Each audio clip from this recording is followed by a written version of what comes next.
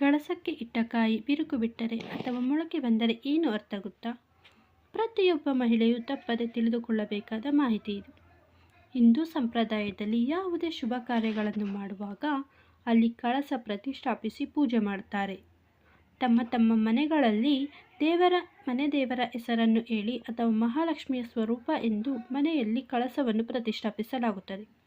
ಈ ರೀತಿ ಕಳಸವನ್ನು ಮನೆಯಲ್ಲಿದ್ದರೆ ಸಾಕ್ಷಾತ್ ತಾಯಿಯೇ ಮನೆಯಲ್ಲಿ ನೆಲೆಸಿದ್ದಾಳೆ ಎನ್ನುತ್ತಾರೆ ಶಾಸ್ತ್ರ ಪಂಡಿತರು. ದೇವರ ಮನೆಯಲ್ಲಿ ಪ್ರತಿಷ್ಠಾಪಿಸಿ ಪೂಜಿಸುವ ಈ ಕಳಸವು ಇಡೀ ಮನೆಯ ಏಳಿಗೆಯ ಸಂಕೇತ ಆಗಿರುತ್ತದೆ. ಕಳಶ ಪ್ರತಿಷ್ಠಾಪನೆ ಮಾಡುವುದಕ್ಕೆ ಕಟ್ಟುನಿಟ್ಟಾದ ವಿಧಿವಿಧಾನಗಳು ಇದ್ದು ಆ ಪ್ರಕಾರವಾಗಿ ನಡೆದುಕೊಂಡಾಗ ಮಾತ್ರ ಆ ಮನೆಗೆ ಶ್ರೇಯಸ್ಸು ಲಭಿಸುತ್ತದೆ. ಕಳಸಕ್ಕೆ ಇಡುವ ನೀರಿನಿಂದ ಹಿಡಿದು ಬಳಸುವ ಎಲೆಯನ್ನು ಕೂಡ ಅದು ಒಡೆದಿರಬಾರದು. ನೀರು ಮಡಿಯಾಗಿರಬೇಕು, ಶುದ್ಧವಾಗಿರಬೇಕು ಎಂದೆಲ್ಲ ಮುಂಜಾಗ್ರತೆಯನ್ನು ತೆಗೆದುಕೊಳ್ಳಲಾಗುತ್ತದೆ. ಈ ರೀತಿ ಎಷ್ಟು ಅಚ್ಚುಕಟ್ಟಾಗಿ ಹಾಗೂ ಭಯಭಕ್ತಿಯಿಂದ ಪೂಜಿಸುತ್ತೇವೆಯೋ ಅಷ್ಟೇ ಪ್ರಕಾರವಾದ ಆಶೀರ್ವಾದ ನಮಗೆ ಲಭಿಸುತ್ತದೆ. ಜೊತೆಗೆ ಮನೆಯಲ್ಲಿರುವ ಕಳಸವೇ ಶಕುನಗಳನ್ನು ಹೇಳುತ್ತದೆ ಎನ್ನುವುದನ್ನು ನೀವು ನಂಬಲೇಬೇಕು. ಏಕೆಂದರೆ ಕಳಸದ ಕಾಯಿಯನ್ನು ನೋಡಿ ಅದನ್ನು ನಿರ್ಧರಿಸಬಹುದು.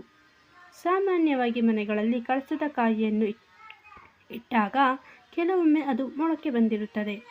ಈ ರೀತಿ ಆದಾಗ ಅಥವಾ ಅದರಲ್ಲಿ ಬಿರುಕು ಮೂಡಿದಾಗ ಜನರು ಗೊಂದಲಕ್ಕೆ ಒಳಗಾಗುತ್ತಾರೆ. ಅದು ಶುಭ ಸೂಚಕವೋ ಅಥವಾ ಅಶುಭವೋ ಎನ್ನುವುದನ್ನು ತಿಳಿದುಕೊಳ್ಳದೆ ಒದ್ದಾಡುತ್ತಾರೆ. ಅದಕ್ಕಾಗಿ ಈ ವಿಡಿಯೋದಲ್ಲಿ ಅದರ ಬಗ್ಗೆ ಮಾಹಿತಿ ಕೊಡುವ ಪ್ರಯತ್ನವನ್ನು ಮಾಡುತ್ತಿದ್ದೇವೆ. ಮನೆಯಲ್ಲಿ ಕಳಸಕ್ಕೆ ಇಟ್ಟಿರುವ ಕಾಯಿ ಮೊಳಕೆ ಬಂದರೆ ನೀವು ಭಯಪಡುವ ಅಗತ್ಯವಿಲ್ಲ.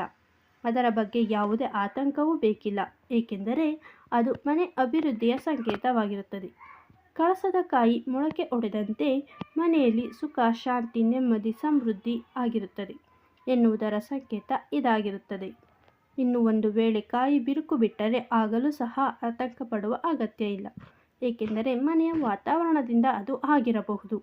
ಬೇರೆ ದಿನಗಳಲ್ಲಿ ತೆಂಗಿನಕಾಯಿಯನ್ನು ಬದಲಿಸಲು ತೆಗೆದ ತೆಂಗಿನಕಾಯಿಯನ್ನು ಸಿಹಿ ಪದಾರ್ಥಗಳನ್ನು ಮಾಡಿ ಮನೆ ಮಂದಿಗೆಲ್ಲ ಬಡಿಸಿದರೆ ಒಳ್ಳೆಯದು.